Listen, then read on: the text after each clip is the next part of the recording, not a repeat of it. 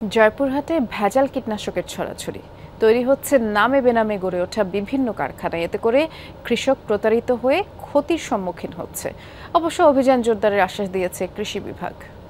Shea butter, aloe vera ও vitamin E সমৃদ্ধ lily beauty soap.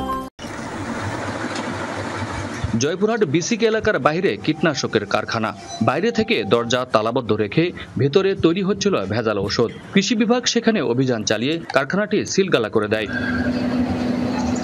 আরও অনেক কারখানাতেই একই চিত্র।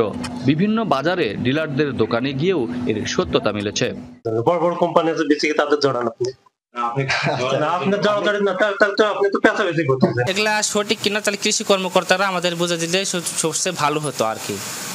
আমাদের তো মেডিসিন পরীক্ষা করার কোনো যন্ত্রপাতি আমাদের কাছে নাই। নিম্নমানের ও ভেজাল এসব কীটনাশক প্রয়োগ করে ক্ষতির শিকার চাষিরা, নষ্ট হচ্ছে ফসল।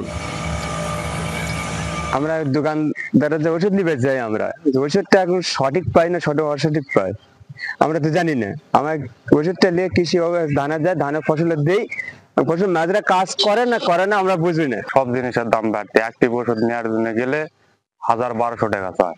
যে মূল্য হয় 500, তার নিবে 800-1000। দুইবার ঘাস মারা ওষুধ দিয়েছে, তাও এ পর্যন্ত ঘাস মরেনি। কৃষি বিভাগ বলছে নিয়মিত বাজার তদারকি চলছে, পরিদর্শন করছেন কারখানাও। জয়পুরহাট জেলায় যদি কেউ এ ধরনের অনিয়মের সঙ্গে জড়িত থাকে, কোনো কোম্পানি এই ধরনের কার্যক্রম পরিচালনা করে, তার বিরুদ্ধে আমরা যথাযথ ব্যবস্থা গ্রহণ করব। জেলায় নামে বেনামে প্রায় 20টি কারখানা গড়ে উঠেছে। বাজারজাত হচ্ছে 500-র বেশি কীটনাশক, যার অধিকাংশই ভেজাল বলে অভিযোগ আছে। আব্দুল আলিম, যমুনা নিউজ, জয়পুরহাট।